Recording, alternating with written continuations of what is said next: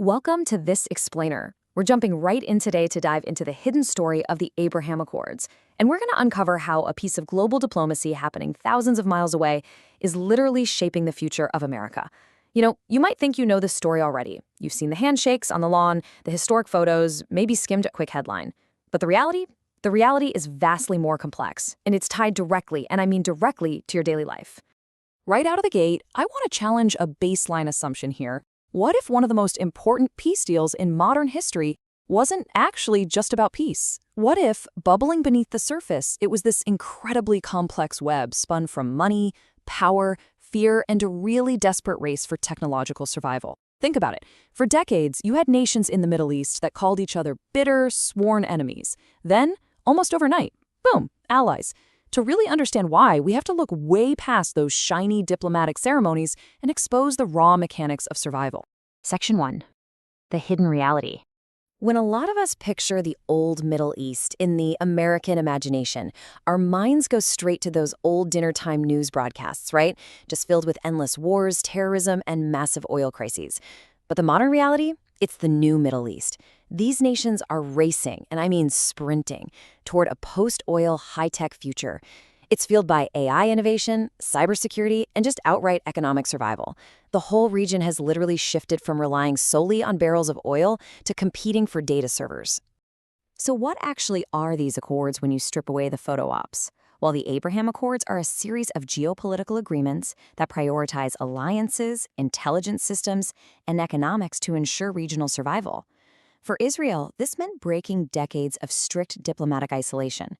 And for the Arab states involved, it meant sudden, unprecedented access to world-class Israeli technology, cybersecurity, agricultural innovation, and vital military cooperation.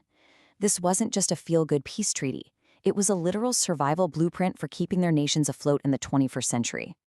Section 2. Why the Accords happened. Trillions, with a T. That is the absolutely staggering financial and human cost of post-9/11 conflicts. American taxpayers footed the bill, soldiers carried the trauma, and families carried the grief. And because of that massive toll, an exhausted America desperately wanted regional stability in the Middle East, but without the crushing burden of direct military occupation. Washington woke up to a pretty blunt truth. Regional alliances are just vastly cheaper and honestly way safer than endless intervention. Look, this deal wasn't pulled out of thin air. It was really driven by 4 massive pillars. First up, fear. Expanding Iranian influence meant the enemy of my enemy is now my business partner. Second, pure American war fatigue. We were just exhausted. Third, the post-oil pivot. Gulf states know the oil era is wrapping up, so they're pivoting hard to AI and green tech, which are areas where Israel absolutely excels. And fourth, youth. There's a whole new digital generation across the Middle East that cares way more about TikTok, global mobility, and tech jobs than repeating historical ideological conflicts. Section 3. The domestic ripple effect. Okay, if you literally take away only one thing from this entire explainer, let it be this. Middle Eastern instability does not stay in the Middle East. It's a crazy chain reaction. When conflict escalates over there, global energy markets panic. That panic instantly triggers inflation. Almost overnight, transportation costs surge, which means the price of your food at the local grocery store goes up and the cost to fill up your gas tank completely spikes. For millions of Americans who are already living paycheck to paycheck, geopolitical instability abroad translates directly into severe economic anxiety right at home. There's a quote here, "Foreign policy is no longer foreign when it changes the price of survival." We so often think of global diplomacy as this high-level chess game played by elites in distant wealthy capitals, but a broken supply chain or a sudden energy shock, that turns a distant chess game into a deeply personal stress test for everyday citizens. Let's bring this down to earth and see how it actually plays out in living rooms across the country. Take a veteran living in Arizona. He fought in Iraq at 21, and now he watches former enemies casually signing intelligence partnerships. He feels hope, sure, but also this quiet, agonizing question. If diplomacy was possible all along, why did so many have to die? Or consider a young delivery driver in Chicago. He might not follow geopolitics at all, but rising gas prices dictated by global instability literally determine whether or not he makes rent this month. Then there's an Arab-American family in Michigan, watching these historic shifts with intense emotional complexity, hoping for peace for sure, but fearing the political betrayal of long-standing causes. These high-level agreements live right inside ordinary American homes. Now, to look at the whole picture objectively, we have to examine the criticisms. Critics firmly point out that the Accords largely sidelined Palestinians, failing to resolve one of the region's absolute deepest humanitarian conflicts. And this highlights a really profound tension. Peace signed on paper between governments does not automatically heal the deep, on-the-ground pain between populations. History repeatedly warns us that ignoring unresolved human suffering is basically a fast track to future instability. Section 4.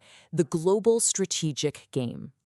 Zooming out for a second, the Middle East right now is basically a massive, three-way tug-of-war. You have China aggressively expanding its footprint through massive infrastructure, trade, and tech investments. Then you have Russia, seeking strategic leverage through energy and military relationships. The United States totally gets that losing influence in this region could entirely reshape the global balance of power. So the Abraham Accords allow the U.S. to counter China and Russia by cementing this powerful defensive network of alliances and tech partnerships. And here's why that matters so much. The whole nature of global dominance has completely shifted. The 21st century is no longer fought primarily with tanks and troops. It's fought with data, microchips, satellites, algorithms. The Middle East is rapidly becoming ground zero for this technological transformation. Securing partnerships in this region is absolutely vital for the cybersecurity networks and the AI dominance that will frankly define the next 50 years of global power. Section 5. Lessons for America's Future. All right, so where do we go from here? I've got 4 practical takeaways for you. 1. Upgrade your media diet. We have to stop consuming simplified, emotionally manipulated narratives. Geopolitics has no perfect heroes or perfect villains. 2. Invest in understanding. Ignorance just breeds paranoia, whereas historical literacy actually creates stability. 3. Strengthen America internally. We absolutely cannot project stability abroad if we are fracturing at home. And 4. Prioritize preventative diplomacy. Waiting for societies to hit rock bottom before we finally start talking is a wildly dangerous game. Because let me tell you, the stakes absolutely couldn't be higher right now. If these regional diplomatic networks collapse, the fallout is not going to be contained.